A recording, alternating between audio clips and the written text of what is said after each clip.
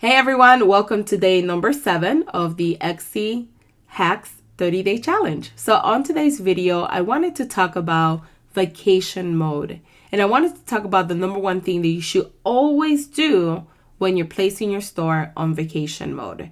Now, it's really important that if you need a break from your store, maybe you're taking a vacation with your family, or maybe you're just staying in, right? You're not really doing a vacation, but you need a break.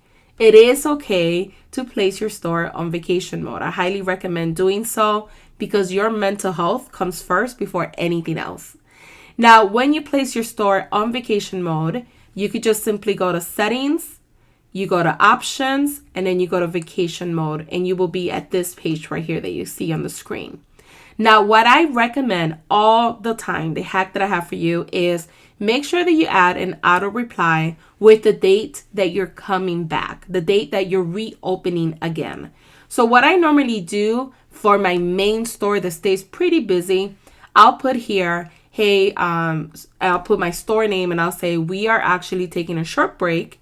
We will be back in October 2nd. However, we are going to be checking our messages. So if you have any questions, let us know. Or you don't have to put that if you don't want to check your messages. You could simply say, we'll be returning back in October 2nd.